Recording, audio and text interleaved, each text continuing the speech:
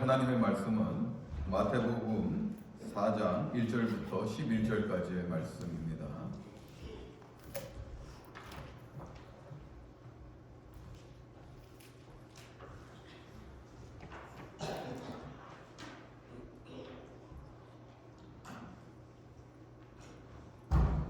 말씀을 다 찾으셨으면 한 목소리로 봉독하겠습니다. 그때 예수께서 성령에게 이끌려 마귀에게 시험을 받으러 광야로 가사 40일을 밤낮으로 금식하신 후에 줄이신지라. 시험하는 자가 예수께 나와서 이르되 너가 만일 하나님의 아들이거든 명하여 이 돌들로 떡덩이가 되게 하라. 예수께서 대답하여 이르시되 기록되었으되 사람이 떡으로만 살 것이 아니요 하나님의 입으로부터 나오는 모든 말씀으로 살 것이라 하였느니라 하시니, 이에 마귀가 예수를 거룩한 성으로 데려다가 성전 꼭대기에 세우고 이르되 너가 만일 하나님의 아들이거든 뛰어내리라. 기록되었으되 그가 너를 위하여 그의 사자들을 명하시리니 그들이 손으로 너를 받들어 발이 돌에 부딪히지 않게 하리로다 하였느니라. 예수께서 이르시되 또 기록하였으되 주 너의 하나님을 시험하지 말라 하였느니라 하시니, 마귀가 또 그를 데리고 지극히 높은 산으로 가서 천하 만국과 그 영광을 보여 이르되 만일 내게 엎드려 경배하면 이 모든 것을 너에게 주리라. 이르되 만일 내게 엎드려 경배하면 이 모든 것을 너에게 주리라. 이에 예수께서 말씀하시되 사탄아 물러가라. 기록되었을 때 주 너의 하나님께 경배하고 다만 그를 섬기라 하였느니라. 이에 마귀는 예수를 떠나고 천사들이 나와서 수종드니라. 아멘. 예수님께서 공생애를 시작하시기 전에 두 가지 사건에 직면하게 됩니다. 첫 번째 사건은 예수님께서 요단강에서 세례 요한으로부터 회개의 물세를 받으심으로써 인간으로서의 관문을 통과하신 일입니다. 두 번째는 이제 오늘 본문의 말씀인데, 이제 공생애 시작 전에 이 두 번째 사건은 성령께서 예수님을 이끄시고 강해로 나가셨다는 거예요. 그런데요, 이 주체가 성령이라시는 거예요. 여러분 잘 기억하세요. 예수님께서 어떻게 태어나셨습니까? 그 탄생의 신비는 성령으로 잉태되어 예수님께서 태어나셨고, 또 마태복음 3장 16절에 보게 되면은 예수님께서 물세례를 받으실 때, 이제 세례를 받으시고 이제 위로 올라오실 때 성령이 비둘기같이 예수님께 임하셨다고 말씀하십니다. 그러므로 인간 예수님의 일생은, 이 공생의 사역은 성령님과 함께한 사역이라는 것입니다. 예수님은 분명 인간으로 오셨어야 됩니다. 그러면 예수님께서 왜 인간으로 오셔야 됐을까요? 사랑하는 성도 여러분, 인간이 죄를 지었어요. 근데 인간의 죄를 하나님께서 대속하실 수가 있습니까? 그럴 수가 없죠. 그렇기 때문에 인간의 죄를 대속하기 위해서는 한 인간이 필요한데, 그분이 바로 성육신하신 예수님이시라는 것입니다. 또 하나, 인간의 죄를 담당하기 위해서는 흠이 없는 인간이 필요하죠.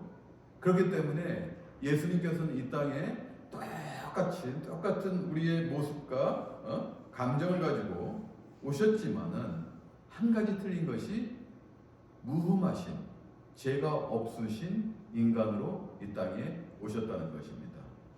예수님께서는 인간으로 오셔서 이제는 서두에도 말씀을 드렸듯이 두 가지 관문을 이제 패스하게 되는데, 첫 번째는 이제는 세례고, 두 번째 오늘 본문의 말씀입니다. 성령에 이끌려서 가셨다는 거예요. 광야로 가셨다는 거예요. 사랑하는 성도 여러분, 근데 여러분 광야하면 어떤 것이 생각납니까?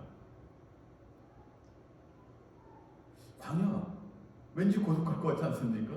고독하고 쓸쓸하고 적막하고 한적하고 외롭고 거칠고 험한 것, 이것이 광야예요.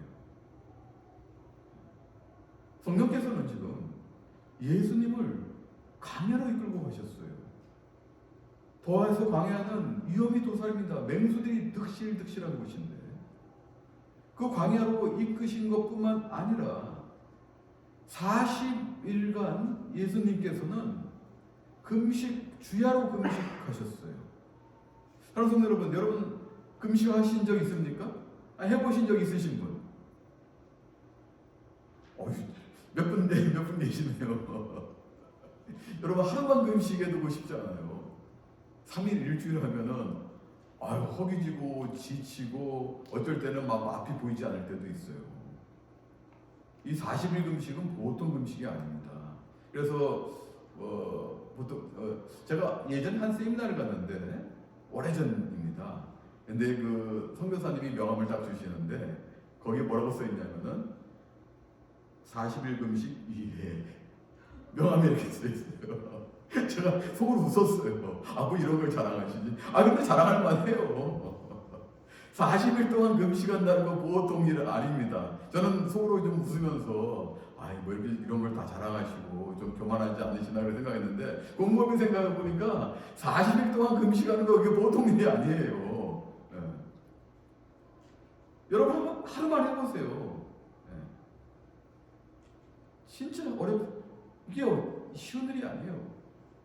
지금 예수님께서는 이 험한 광야까지 이끌리셔서 또한 40일간 주야로 금식하시고 지금 극심한 굶주림과 함께 고통 가운데 있는 거예요. 근데 예수님은 이 모든 것을 마다하지 아니하시고 그 성령에 이끌려 순종하시면서 나오셨다는 것입니다. 오늘 찬양사역장으로 얘기했지 않습니까? 오늘 주일 예배 팀이 뭡니까? 순종. 너무 좋더라고요. 순종하면서 이게 나오셨어요. 그런데요, 이런 극심한 고통 가운데 하나님께서는 인간으로 오신 예수님을 시험케 하십니다. 누구를 통해? 마귀를 통해 시험케 하세요. 저는 이 본문을 보면서 이런 생각을 해봤어요. 저도 자녀가 한 명 있는데 그 자녀를 광야로 내몰아서 좀 시험케 해보라. 생각해보니까 자신이 없더라고요. 자녀들 군대 가는 것만 해도 이 부모들 마음이 달컹달컹합니다. 자녀들 군대 생활하면 진짜 아침마다 주야로 기도합니다. 아침인가 밤으로 주야로 기도합니다. 그런 생각을 해보니까 광야로 내몰아서 그 어려운 곳에서 시험케 한다는 거 이거 보통 일이 아니더라고요. 이 극한 도전이 인간이 가장 극한적인 상황에서 시험을 받게 하면서 이 시험에 어떻게 통과할 수 있을까? 그런데요, 본문 말씀을 다 보게 되면은 결과적으로 예수님이 그 시험을 통과하셨는데 그 과정 가운데 예수님이 세상을 보는 가치관과 우리가 보는 세상을 보는 가치관이 완전히 틀리다는 것을 발견하게 됩니다. 우리가 본문 속으로 좀 들어가서 알아보도록 할게요.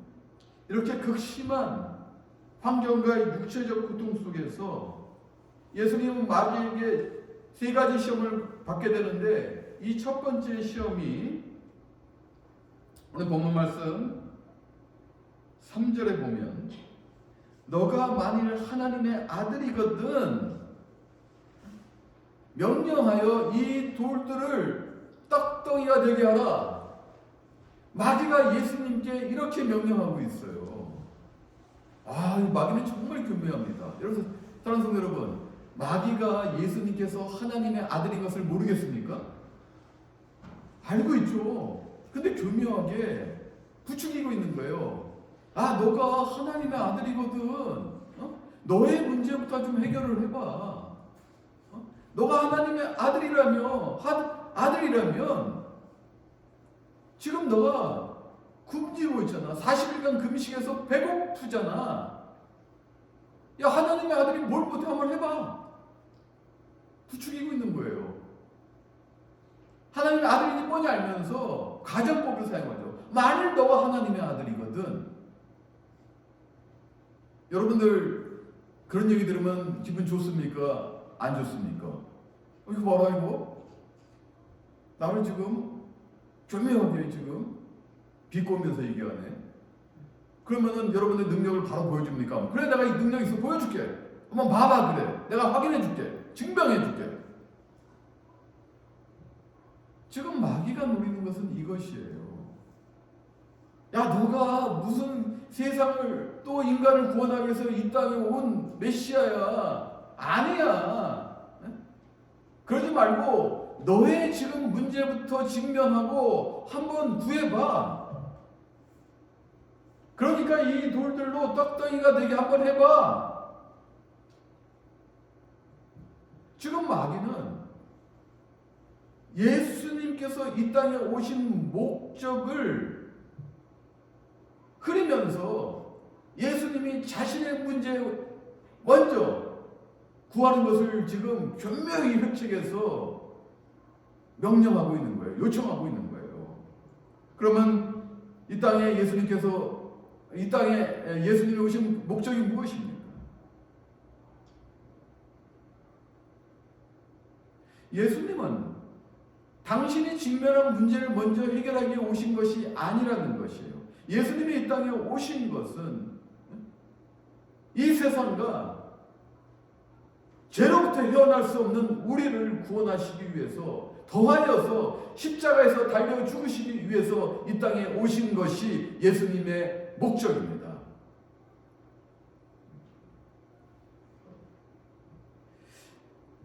예수님께서 그러므로 하신 말씀이 오늘 무엇입니까? 사람이 떡으로만 살 것이 아니요 하나님의 입으로부터 나오는 모든 말씀으로 살 것이라.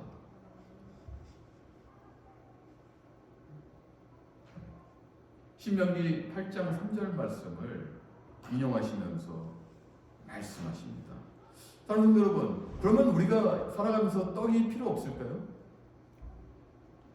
물질이 필요 없습니까? 아니에요. 우리는 분명히 물질이 필요합니다. 물질이 있어야지 우리가 살아갈 수 있잖아요. 물질이 있어야지 우리가 자녀를 교육시킬 수가 있잖아요. 물질이 있어야지 우리가 여행도 가고 여가생활도 하고 그리고 나눌 수도 있지 않습니까? 물질은 중요한 것이라는 거예요. 그런데요, 지금 중요한 것은 이 물질을 주신 분이 누구인가를 봐야 돼요. 신명기 8장 3절 말씀을 보게 되면은 지금 이스라엘 백성들이 지금 굶주리고 광야에서 고통받을 때 하나님께서 만나를 내려주셔서 그들의 문제를 해결해 주십니다. 그런데요, 그 만나를 주신 분이 누구냐? 하나님의 약속, 하나님의 언약을 너희가 믿느냐? 하나님이 저 땅, 너희들에게 약속한 그 가나안 땅, 약속의 땅을 너희에게 주고 너희를 그리로 인도하리라. 이 말씀을 믿느냐? 아니면은 너희의 굶주림만 알고 그 직면한 문제만 알고 그 만나만 바라고 있느냐? 이 문제예요. 도대체 물질이 왜 제공이 되는가? 물질을 주신 분이 누구인가? 이 문제를 근본적으로 여러분들이 바라보셔야 돼요. 지금 사단은 마귀는 너의 지금 그 물질적인 문제만 해결하면 너는 너의 직무를 다 하는 것이야. 하지만 예수님이 이 땅에 오신 목적과 가치관은 다르다는 거예요. 그럼도 예수님께서 답하신 거예요. 사람이 떡으로만 살 것이 아니라 하나님이 주신 그 말씀, 그 언약의 말씀으로 살아야 된다는 것입니다. 여러분 생각하셔야 돼요. 물질이 누구로부터 옵니까? 여러분들이 수고하고 노력해서 얻은 물질들, 그렇지만은 여러분들 그 물질로서 만족하실 것 같아요? 아니에요. 평생을 수고하고 노력하고 지치고 힘들어요. 그 물질을 만들기 위해서, 그 물질을 지키기 위해서. 어떻게 보면은 신기루와 같은 그 성들을 이루어내기 위해서 여러분들은 끊임없이 수고하고 노력해야 돼요. 오늘 예수님께서는 우리의 가치관과는 동떨어지지만은 예수님이 이 땅에 오신 그 목적 그대로 사단에게 말씀으로 대응하고 계십니다. 여러분, 오늘 첫 번째 이 관문을 통과하시는 그 말씀을 통해서 우리는 이제 생각해야 돼요. 하나님의 말씀으로 살아야 된다는 것은 왕성한 영적 생명력을 갖는다는 것입니다. 이 모든 것을 창조하시고 지금도 우리를 감찰하시면서 살아계셔서 우리를 영익케 하시는 분, 우리를 때마다 물질로서 제공하여 주시고 우리를 하나님의 목적대로 이끌어 가시는 그분을 우리가 생각하고 집중할 때 이것이 영적 생명력이라는 것입니다. 여러분, 하나님 없이 살 수 없어요. 전도서 기자는 뭐라고 합니까? 해 아래는 뭐예요? 하나님 없는 세상에 헛되도다. 전도서 기자가 누굽니까? 솔로몬입니다. 그는 모든 것을 가진 사람이었습니다. 그런데 모든 것을 가진 왕이 헛되도다 얘기하고 있습니다. 즉 하나님 없는 그 삶은 헛되다는 거예요. 그러므로 이제는 다른 성도 여러분, 첫 번째 예수님의 그 말씀을 통해서 그 시험을 통해서 우리는 이제는 하나님을 의지할 때 어떤 일이 벌어질까 기대하십시오. 물질에만 의지하지 마시고, 오늘날 대부분의 사람들은 물질을 쫓습니다. 물질이 신이 됩니다. 만본주의가 팽배합니다. 물질 만능주의가 이 세상을 덮고 있는데 오늘 예수님은 우리와 다른 가치관을 가지시고 첫 번째 관문을 통과하고 계십니다. 두 번째, 이제 사단은 그러므로 다시 예수님께서 말씀으로 대응하시니까 또 교묘히 말씀으로 명령을 합니다. 두 번째 도전은 무엇입니까? 거룩한 도시의 그 꼭대기에 올라가서 뛰어내리라는 것이에요.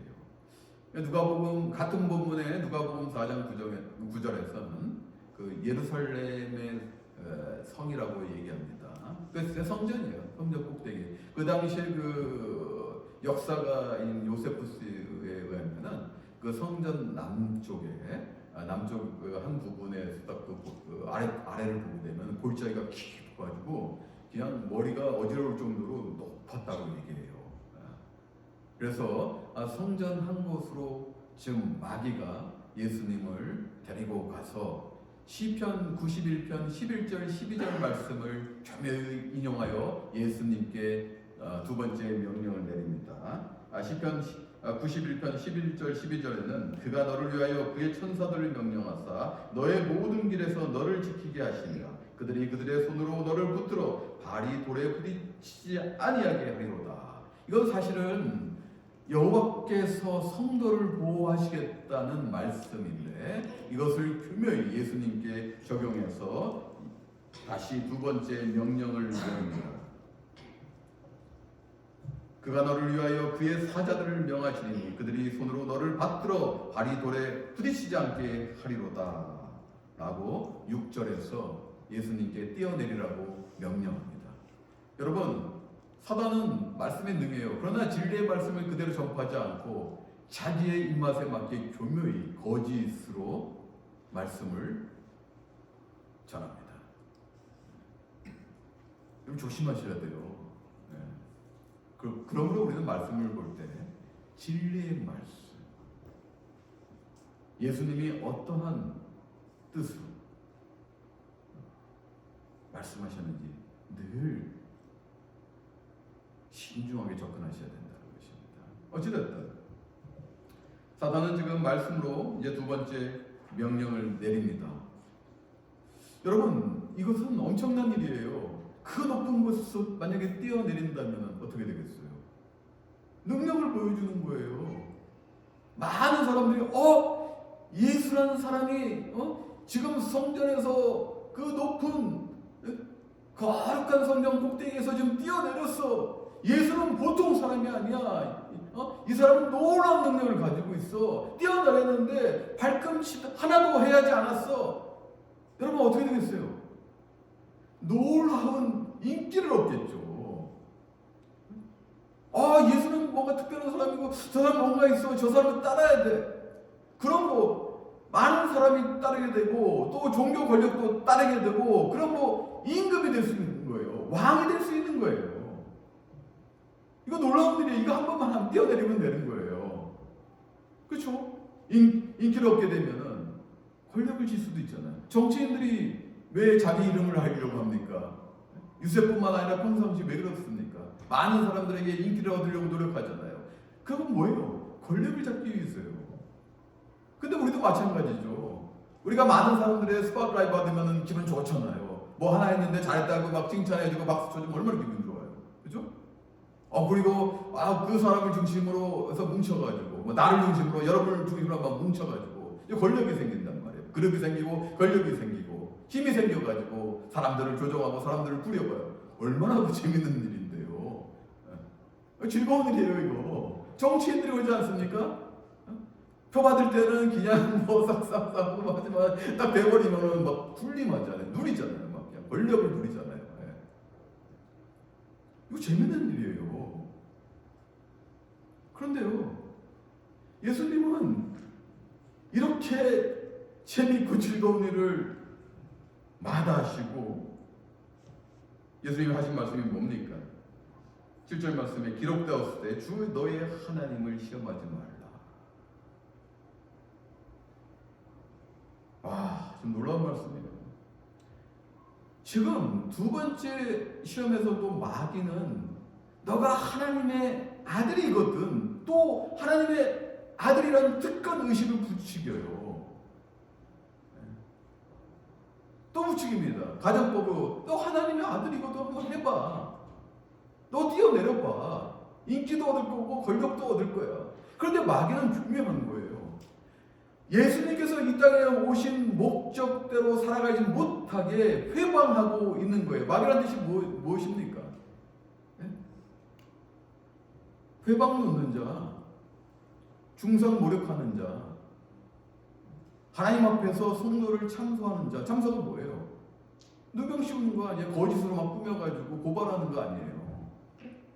이게 마귀의 뜻이에요. 지금 예수님이 이 땅에 오신 목적대로 사역을 하지 못하게 공생애를 하지 못하게 마귀는 지금 회방하고 있는 거예요. 너 특권의식 있잖아. 너가 하나님의 아들이거든. 부추기고 있어요. 분명히. 한번 해봐. 너 능력 있다며. 하나님의 아들이라며 해봐.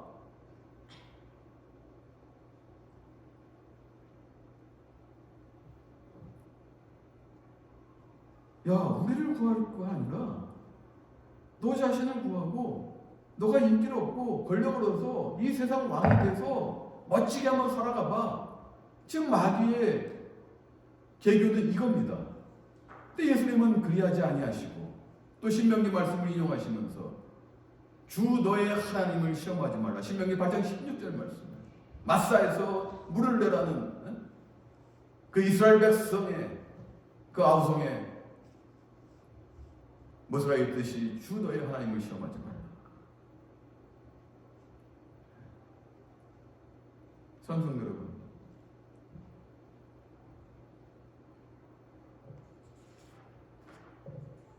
우리는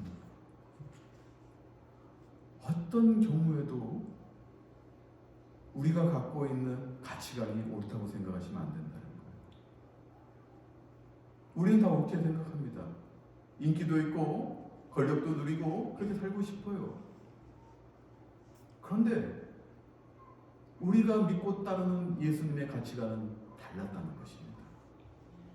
이 세상에 오신 목적 그대로 당신은 세상을 바라보는 가치관이 달랐다는 거예요.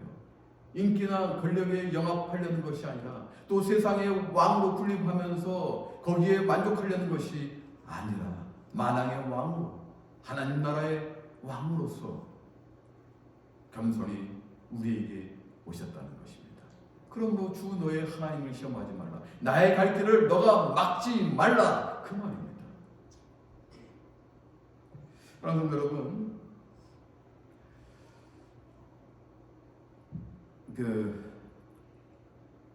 윌리엄 캐리라는 선교사님이 계십니다. 이분은 영국의 선교사님이에요. 인도 선교의 아버지 되는 아주 훌륭하신 분인데 이분은 구두 수성공이었어요. 그런데 이분은 하나님이 주신 언어의 능력이 있습니다. 은사가 있어요.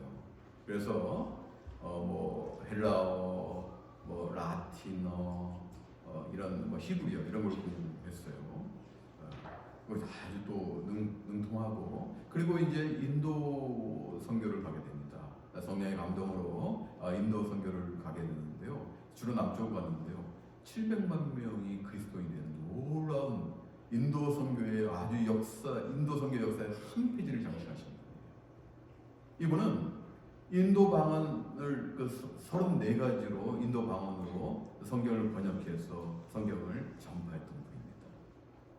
근데 이분이 이제 인도의 선교사님으로 이제 도착을 했을 때 어느 한 만찬회가 열렸는데 어떤 사람이 그 윌리엄 캐리 선교사님 보고 이렇게 조롱을 합니다. 그 윌리엄 캐리 선교사님을 한 사람이 경멸의 눈으로 바라보면서 또 거드름을 피우면서 윌리엄 캐리 선교사님을 망신시키려고 많은 사람들이 듣도록 큰 소리로 캐리 씨, 당신은 옛날에 구두 짚는 사람이었다면서요? 이렇게 비웃으면서 경멸의 눈치로 들어가며 많은 사람 들으라고 얘기한 거예요. 그런데요, 그 윌리엄 캐리 선교사님이 마지막히 말씀하십니다. 아닙니다. 아니에요, 선생님. 저는 구두 짚는 사람이 아니라 구두 수성공이었습니다. 구두를 만들지도 모르고 거기에 범접하지도 못하고 그저 구두를 수선하는 사람이었습니다. 이렇게 얘기를 하는 거예요. 사랑하는 성도 여러분, 이 윌리엄 캐리가요, 그 임종의 자리에서 한 친구에게 이렇게 말합니다. 내가 죽었을 때 캐리에 대해서는 아무 말도 하지 말게. 오직 캐리의 구세주 주님에 대해서만 이야기하게. 그리고 윌리엄 캐리의 그 묘비에는 이렇게 쓰였습니다. 1761년 8월 17일생, 1834년도에 돌아가셨는데 1871년생, 여기 잠들다 가엾고 불쌍하고 무력한 벌레 같은 인간이 주님의 친절한 발에 안기나이다.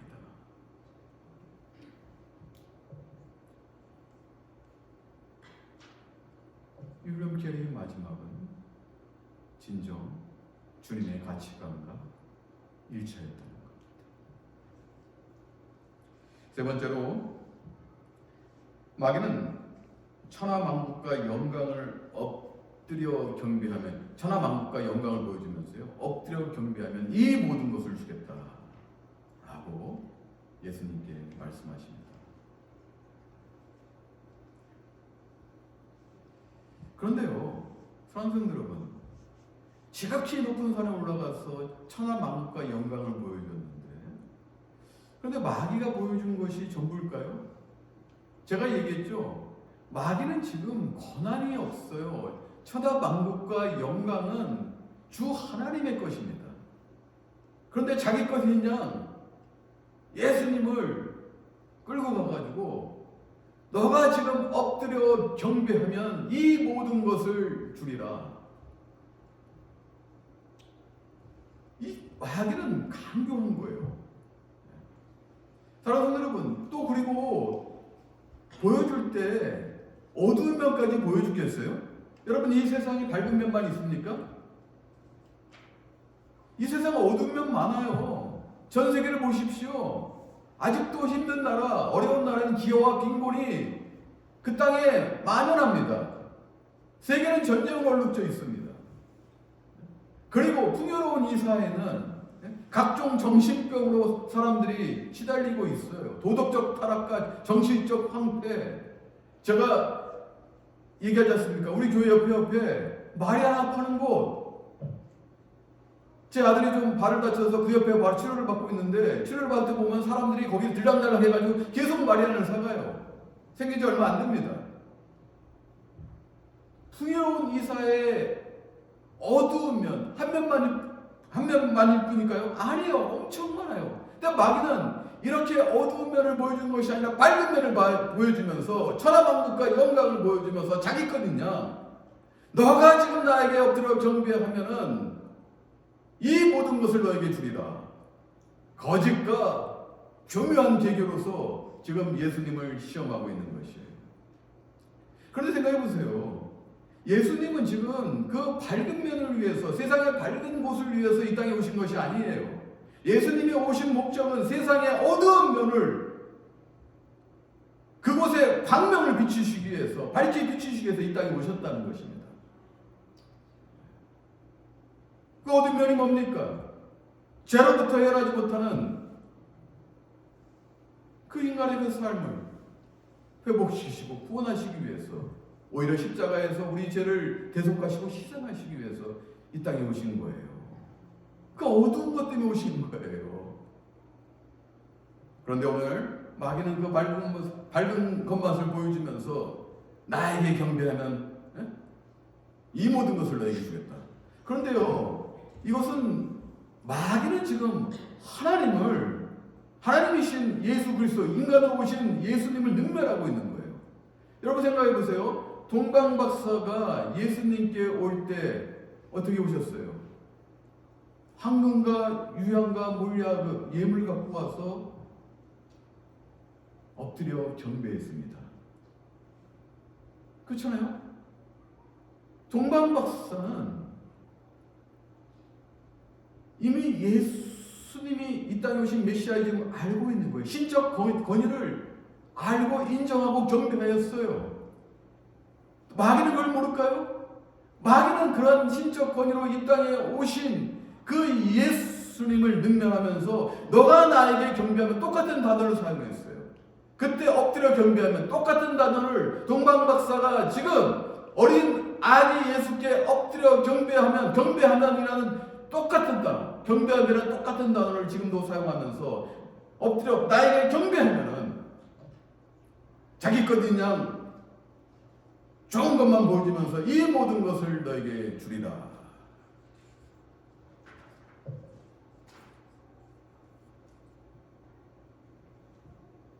그런데 예수님은 10절 말씀에 신명기 6장 13절 말씀을 인용하시면서 주 너의 하나님을 경배하고 다만 그를 섬기라. 사랑하는 여러분, 마귀는 지금 하나님께서 말씀하신 제1계명 나 외에 다른 신을 섬기지 말라는 것을 천하만국을 보여주면서 요청함으로 인해서 예수님이 하나님을 배신하게끔, 그리고 이 땅에 오신 목적을 잊어버리고, 그리고 그 자신이 직면한 문제만 해결하고 나가기를 원하고 있었던 것입니다. 사랑하는 여러분, 우리는 그러므로 이 예수님의 세 가지 시험을 통해서 우리는 배워야 됩니다. 우리는 결코 예수님이 이 땅을 바라보시는 가치관과 우리가 살아가면서 우리가 느끼고 체험하고 이루어가는 가치관이 달라서는 안 돼야 된다는 거예요. 여러분, 이 설교 말씀을 들으면서 여러분들이 피부로 느끼지 못하시는 분도 많을 겁니다. 내 앞에는 성공이 있는데 그러기 위해서 공부를, 또 사업을, 직장을, 그리고 미래를 위해서 분명히 나아가고 계십니다. 그런데 분명히 여러분들 목적이 있습니까? 어떤 목적을 갖고 나아가고 계십니까? 목적이라는 것이 무엇입니까? 이루려고 하는 일이나 방향 아닙니까? 예수님은 분명한 목적을 갖고 오셨어요. 우리의 어두운 곳을 밝히 비추시기 위해서, 우리를 구원하시기 위해서, 그리고 더하여서 십자가에 달려서 죽으시기 위해서 분명한 목적을 갖고 오셨습니다. 그러므로 분명한 목적이 있기에 이 마귀의 이 세 가지 시험을 능히 이겨내고 물리치고 승리하실 수 있었던 것입니다. 사랑하는 성도 여러분, 다시 한번 질문합니다. 어떤 목적을 갖고 나가십니까? 여러분 분명한 어디로 가야 될 방향이 있습니까? 아니면 그냥 나는 떡이 필요해, 첫 번째 시험처럼 나에게 떡을 만들 능력만 있으면 돼, 이렇게 살아가고 계십니까? 거기에 더해서 조금 내가 잘해서 수고해서 좀 인기 좀 얻고 조금 누리면 살면 돼. 그리고 다는 아니지만은 내 왕국을 건설하면서, 작지만 내 왕국을 건설하면서 거기에서 나는 나의 영광을 위해서 살아가면 돼.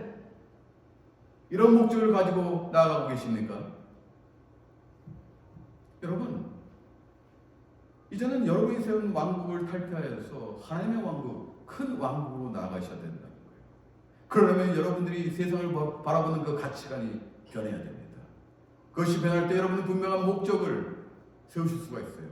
그 목적은 분명히 하나님께서 보여주실 것이고 주실 것입니다.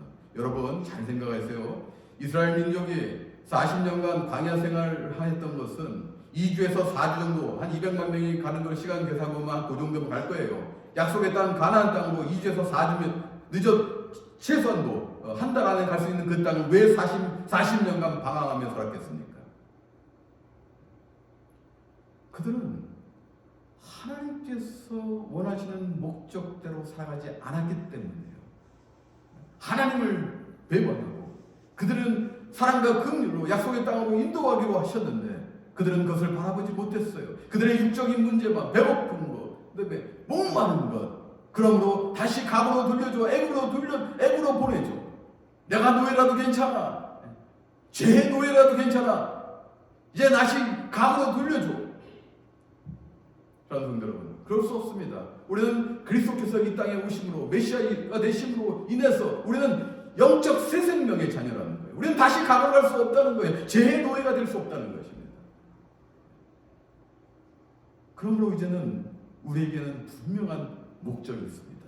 웨스트민스터 소열이 보게 되면은 사람이 제일 되는 목적이 무엇입니까? 답은 사람의 제일 되는 목적은 하나님을 영원하게 하고 영원토록 그분과 즐거워하는 것입니다.